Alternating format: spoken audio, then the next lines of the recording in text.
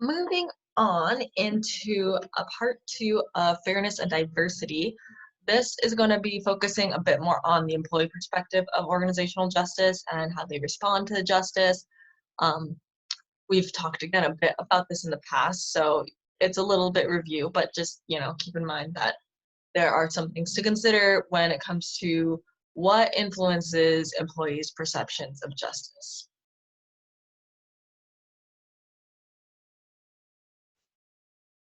So justice, of course, it it influences the outcomes that you can expect from employees. We talked about this when we're talking about some of the things that employees do, but there's a number of other factors besides just their behaviors or retaliation. There's also their affective reactions. So, job satisfaction, commitment, engagement, and self-evaluations. The things that we talked about in the attitudes and emotions lecture are all affected by organizational justice. And of course, also there is the behavioral component that we talked about earlier on during performance. So performance in general, as well as counterproductive work behaviors, which could be retaliatory in nature, so stealing to get back at someone, that deonttic justice, and also turnover. If an employee really feels that their organization is being unfair over and over again, they might leave if they have the opportunity to. So we know that they're important, and we know that they affect how employees react, and we know that organizations should be concerned with justice because of the effect it has on the employees. However, we need to consider also the antecedents of justice. What can promote more justice and reduce perceptions of injustice? Essentially, it boils down to organizational decisions. So, what are the choices that the organization is making, and specifically the decisions that are made by the agents of the organization? So, supervisors, recruiters, executives, higher ups, corporate itself, whatever choices they make, which will have an impact on employees, will influence how employees perceive justice. And specifically, there's a large focus, as I mentioned, on performance evaluations, so like those rating scales and appraisals, and also selection. So we tend to go back to those two things a lot, which of course goes all the way back to one of the very first weeks, job analysis. Um, if your job analysis is good, then you build your evaluations off of it and you build your selection systems off of it. Justice will be more well perceived. So it kind of all wraps back around. But definitely, these are the two main areas that employees generate their perceptions of justice from. Remember, appraisals, management, evaluation in general, and then also application or applicant selection. So starting with performance evaluation, we know that there's a great deal of subjectivity when it comes to that because a lot of that comes from judgments made by the supervisors. So to some extent, especially, I mean, it depends a bit on the job. Some have more objective measures, others have more subjective measures, but they all have some degree of subjectivity usually involved.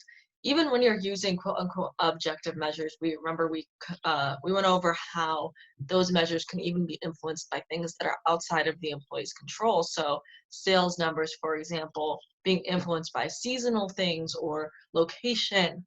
Um, so definitely performance appraisal isn't always totally fair in that respect. Um, and Greenberg, remember the name I mentioned? He is our main justice researcher. He's kind of the big name in organizational justice. He suggested that there are 5 things that can predict fairness in performance evaluations. One is that the information is gathered carefully. So this comes back to making sure you're following a thorough job analysis and making sure you're really paying attention to what you're using for your evaluation, which we went over in the lecture on performance management and measurement. But also, training your raters, all of those things we talked about in that lecture. Number 2 is the opportunity to discuss with supervisors after evaluation was conducted. So maybe that feedback portion. Remember the importance of feedback in a number of our practices. The opportunity to formally disagree. We talked about that or I mentioned it, I should say, in the first part of the fairness lecture here with this concept of voice. You want to make sure your employees have a space where they can safely discuss and even disagree with decisions that are made. You also need the supervisor to be familiar with the subordinate's work. Some of you have brought this up with me, I think, and maybe even in discussions of, a supervisor rating you on a performance that they never even witnessed, that they're just the person who does the evaluation, but they're never in the office or they're never in your workplace. So who are they to say how well you're performing? Well, of course, if that person has no interaction with your work outside of that 1 or 2 days a year they evaluate you, you're not going to perceive that evaluation as very fair. So definitely making sure that that supervisor is familiar with the subordinate's work, if they're doing ratings and evaluations, will increase perceptions of justice. And fifth, as was mentioned in Liebenthal's criteria, so the procedural justice criteria, making sure that everything is consistently applied across person and time, at least for the same subordinates in the same position. There is substantial empirical evidence that this is not occurring a lot of the time. In a lot of different jobs, in research we've conducted throughout the years, over and over again we see that standards are not being applied consistently, and human beings are really bad about removing bias and being consistent. We just kind of suck at it. But it's a criteria for or a predictor of fairness, so we definitely want to do our best to achieve that, which is why going back to performance measurement, you want to use the most clearly defined, easy to follow, and well-trained raters when you're doing your ratings. So you want, that's why that BARS, behavioral anchor rating scales, are the most accurate and effective form of ratings because they clearly define every single level of performance, so you can't really make a mistake or a bias in that. So moving forward with this idea of justice and employee selection, so your applicants, as they go through your selection process, if they feel that you're, being unfair in your processes of selection, so this is even before the evaluation I just talked about, if you feel that if your applicants are coming through your system and they think something's wrong with it, there's a good chance that they're going to reject an offer if you make one. Your organization is going to develop a poor reputation, and you may even accrue legal fees in lawsuits and such. So that is, one of the number one things that IO psychologists are helping organization avoid, lawsuits. So these are some of the negative consequences of having injustice in a selection process. However, there's a lot of limited or limitations when it comes to the research we have in this area. So it's hard for me to say, studies show this increases justice or this decreases justice in selection. And the reason for these include that a lot of the samples or the studies are done in universities where the selection or the people who are quote unquote being selected are actually just students going through a fake process or maybe even just the process of application into the university, which may not really be generalizable to a work. And also the prevalence of cross-sectional research designs, which means the data is all collected at once. You don't actually have a process of research where we follow an applicant through their entire selection process. We kind of just give them a survey at the end or something like that. So I encourage you to think about these issues that we have in some of our research and consider, maybe why you think these are issues and also how you think we can improve on them. It's definitely hard to get good data on a real selection process because organizations can often be weary of doing that kind of research. It's also a lot harder to get applicants to respond to surveys rather than current employees of an organization for a number of reasons. So be thinking about that, maybe start a conversation about that if you're interested in it. But another thing to consider in employee selection and justice is that organizations are always using a wide variety of tools and methods to select employees. And we went over quite a few of them early on in this class, and you guys came up with some of your own as well. And there's a lot of evidence from what we do have in the literature that the way applicants respond to selection varies a lot depending on what type of tool or method is being used. So as you can imagine, with all of the different choices we have in making selections for new job applicants, every single one is going to result in a different outcome, a different response, not only just broadly, but also as a function of the types of employees and the types of people who are applying. Some may prefer certain methods over others. So let's go through them kind of one by one and talk about some of these methods and how people tend to respond to them. So first of all, recruiting. Recruiters are the people who act as organizational agents who kind of first represent the organization to the applicants. So whether or not they're really people who represent the organization at all or well, doesn't matter. People are going to perceive them as representatives of the organization. So definitely making sure that recruiters are doing a good job of representing the organization and making it look a way that is just and desirable. But people tend to like statements that talk about equal opportunity. So for example, UCF has a statement like that. I'm sure FSC also has a statement similar to this. And these statements usually produce positive reactions to the recruiting message.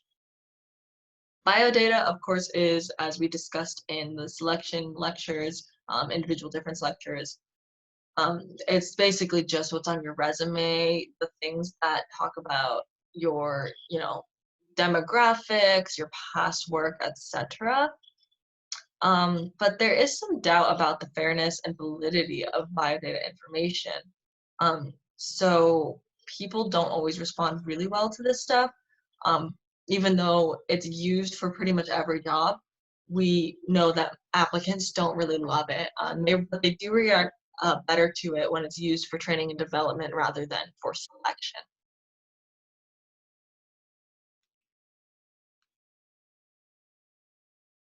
Some other tools include computer-based testing, and I included here a photo of Data from Star Trek: The Next Generation, because he's an android, but that's neither here nor there. So computer-based testing we've talked about using for selection. So that's like when you do your little surveys online as you're applying for a job. And it generally gets pretty positive responses from applicants, even though some people find it frustrating and annoying. It is pretty convenient, and I think that's part of why people find it desirable, because if you have to do the test, you'd rather do it quickly on your computer from the comfort of your own home. But there is an age effect. So older participants tend to be less likely to enjoy computer-based testing, but they will see an improvement in reactions for the same tests if they're done kind of paper and pencil. Drug testing is a very controversial one. Some people don't think it should exist at all, but I guess it depends on the job, right? Of course, people who do tend to use drugs do not have positive reactions to this, but there are better reactions to drug testing as a form of selection if safety is a concern in the workplace. So, maybe if you're flying a plane, you might be more likely to be okay with drug testing than if you're, working as a cook. Although safety is still a concern if you're a cook, but you get the gist of that. So another one is assessment centers, which we talked about as well. Remember those long processes where you go through all of the different assessments and exercises. And they have some mixed reactions. They definitely are more liked because of the face-to-face interaction. People do enjoy that. So it's a long process. You're usually at the organization or a center for it, and you're interacting with a lot of people from the organization. So that improves some reactions. Um, and people also like it because they feel that they have a better ability to perform as opposed to doing like traditional testing where you're not really getting a lot of opportunities to showcase all your skills.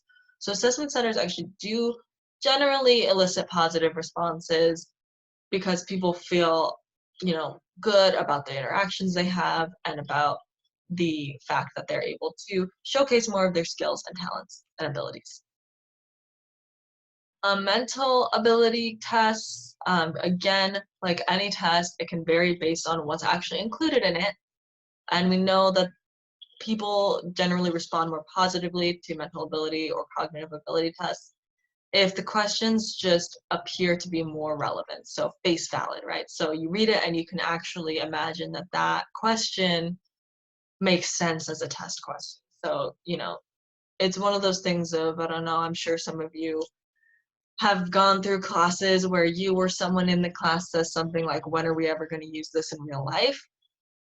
Those questions make people respond negatively to a test, but the questions that you can clearly see their function, people respond more positively. And of course, therefore see them as more fair. There are some reactions for you from Card himself.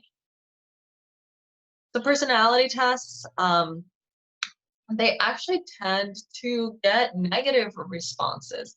And these are the ones that you might be doing online where you're filling out multiple choice questions to apply to whatever job. And you're just like, what the heck does this have to do with this job? And why are they asking me this weird question? And of course, I'm going to say that I'm an honest person or I work well in teams or whatever it is. But sometimes it's because they lack clarity. There's no real right answer. It's just an answer that endorses a very specific type of personality trait, and people just don't feel comfortable with the ambiguity around that. So personality tests are more likely to be deemed unfair than some of the other tests. Interviews, they depend on the type of interview, how people perceive them. So they're seen as more fair if they're face-to-face, or at least they're synchronous. So synchronous meaning if you have to do it on Skype, you're at least still in real time with the person who's interviewing or being interviewed, whereas asynchronous is you kind of record a response and they watch it later. So we prefer face-to-face, but if we can't have that, we still prefer at least doing something where you're interacting with the person in real time. Then work samples, which of course are doing something from the job in order to prove that you can do the job in order to get hired.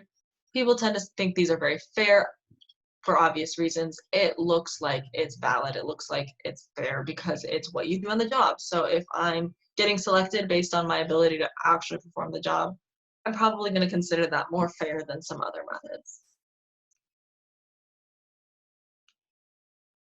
So from our book, there are 6 basic characteristics that the authors say that applicants are looking for when they're going through selection. And these characteristics help determine how fair they feel the selection process is. One is transparency. So that means you let the applicant know right away, out of the test that they're doing, what is that information about to be used for? Why is that part of the selection system and how is it going to be used? Objectivity, which is a job relevant? Is it objective? Face validity. I don't know if you heard that, but my dog is like snoring. So is the information relevant to the job? Feedback, are you getting information about your performance? And this one is one I feel that organizations miss all the time. The ability to actually provide feedback to job applicants is really crucial. And it's very beneficial because even if you have to reject an applicant, at least they know why and they can maybe improve and come back during the next hiring round or take it into their next job interview. Job information. So does the applicant receive accurate and relevant information about the job that they're applying for? Participation, do they have any say in the scheduling of the assessments and testing? And then the treatment, so things like that interactional justice I talked about in the first video, are they being treated with respect and dignity to reduce stress and anxiety through the process of selection? And you could probably see if you go back through all these slides and look at all the different frameworks I've introduced of, lists of things that are important for applicants. They all kind of have some overlap with each other when it comes to justice, whether it's this or the Leventhal criteria, or the other criteria we've talked about. They're all similar in what types of things people are looking for in order to inform their perceptions of fairness. And finally, I didn't mean for that to be a 1, that should be a 7, but one that's not in our book is opportunity to perform, but it's from other research that employees think things are more fair, as with the assessment center and the work sample piece, when they have an opportunity to actually showcase their abilities. So just making sure that these systems really present employees with the chance to showcase what they can do on the job. So, real quick, I want to talk about this concept of stereotype threat, which is important in our research as psychologists. And if you don't know, a stereotype threat is the pressure a person can feel when he or she is at risk of confirming or being seen to confirm a negative stereotype about his or her group. So, in other words, put simply, a lot of people belong to different groups for which there are negative stereotypes. For example,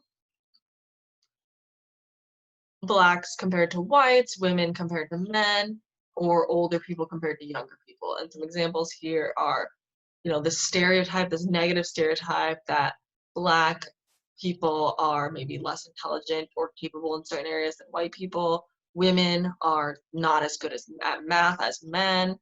Older people are terrible with technology. These are all examples of negative stereotypes about groups that, while not true, have been reinforced throughout the years. And these stereotypes can actually threaten members of these groups. So if, for example, I'm a woman, and I believe I'm not as good at math, then when I have to go perform in a math test, I'm actually going to perform worse, because of my fear that I'm going to perform worse and therefore confirm that stereotype. And a lot of research has been done in this area over and over again. They have found studies where you make that stereotype salient to people, they do perform worse. And it's often done in school children, usually between boys and girls or whites and minorities, where they basically will give them the same test to different groups of children, and they'll either mention something about the stereotype or even just something about the group. So you don't even have to say, oh, here we go, girls are not as good at this test as boys are because it's math. You could just say anything that makes girls think about the fact that they're girls because they already know the stereotype. And so just making that salient can in itself reduce their performance. And one of the cool things about doing these studies with children is that we can prove that it's just that stereotype because some children, when their stereotypes haven't formed quite as solidly yet, you can even flip it. And we've seen studies do this where they'll say, rather than girls are not good at math, they'll say, oh, boys don't do that well on this test. Boys don't do this well on math, and give the test. And in those cases, the boys perform worse. And they do the same thing with different racial groups. There's a whole line of research on this. But basically, it boils down to this concept that when you are worried that you're going to perform worse and therefore make the group you belong to look bad, you will perform worse. It's that self-fulfilling prophecy. And because this occurs, even if you're just bringing in the person's group membership, even if you're not necessarily talking about the specific stereotype about the group membership, employers should be really, really careful about what they say and what they do before any type of assessment occurs. So don't bring up any stereotypes. Maybe if you can, don't even bring up group membership at all, because it can bring back to mind those stereotypes for the people who might be threatened. Of course, this is within legal limits. Don't bring things up is a good idea, but reducing salience in ways that are reasonable. All right, and to finish up this little section, we're going to talk a bit about what happens when an applicant is rejected from a job. What ways do you use as an organization to let the employee, I'm sorry, not the employee, but the job applicant learn that they will not be coming onto your these responses, the way that the organization chooses to handle rejections can really, really form fairness perceptions and influence the reputation of an organization. The first way is the standard rejection of just sorry, not sorry, you didn't get the job. Um, Good luck with the rest of your search. So you've probably seen these before. Everyone gets them at some point. The second way is to talk about how some other applicant got the job who is a little more qualified.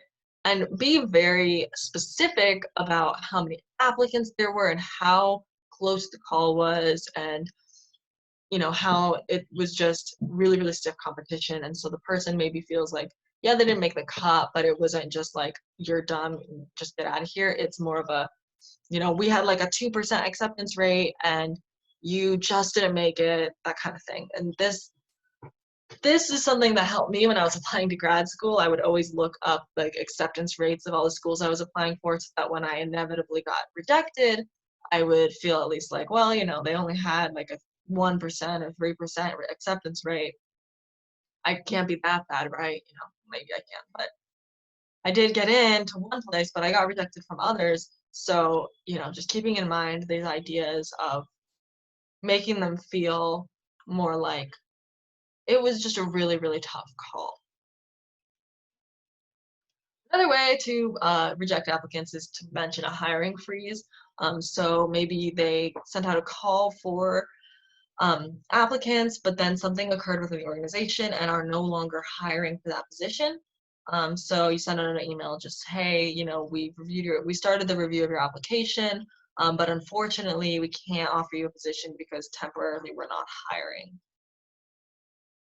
And this, definitely wouldn't recommend doing this unless it's true. If you're hiring someone else, that'll probably get out, so don't do that. But this occurs a lot of times in those jobs that are constantly accepting applications. They may not be hiring, but they're always accepting applications. This is something a good idea for them to send out, or if it actually occurs where something changes and they're no longer looking for an applicant, this is another situation where that applies. And a fourth way to, you know, tell applicants we didn't accept you is just to tell them that we've been using this process for a long time, which is interesting to me, because as someone who's always looking for the latest in science, I don't know if talking about a process that's been around a long time really should increase fairness perceptions, because older processes often tend to be less effective, but I think people tend to trust and have faith in things that are tried and true, if you will. So this is a way that some jobs will reject that. But which of these do you think is the worst? Which do you think is the best? Think about that for a second. Look over them. If you were applying for a job or a school or anything, and you got one of these, which one would you hate and which one would you be like, okay, that's whatever? Well, based on some research on these, generally it's found that the standard rejection that doesn't really offer any information is the one that people respond the most negatively to. And the others people don't really respond differently to between them. So that's pretty interesting because, as I mentioned, I personally don't think I would like the reputation of the process one, but I can understand, based on what we know about justice, why the standard rejection is less liked, because it's offering no form of any of the types of justice we discussed, right? There's no procedural justice. We don't know what the processes were. There's no distributed justice. We don't really know who got accepted and who didn't, or why. And there's definitely no interactional justice, because they're not giving us any amount of information, and they're not giving us really a lot of respect either in that case. So definitely some of the other ones provide more of those forms of justice, where they give you at least a little something about what's going on, some more information, um, and what the process took place, and what the outcomes were. So Definitely, if you go by justice theory, which we should because it's been very well supported, that first type, that standard rejection, just does not really, it doesn't elicit positive feelings of fairness, right? So that's all for the applicant side. And in the last section of this lecture, I'm going to get into a little bit about affirmative action and diversity. So I'll see you in that video.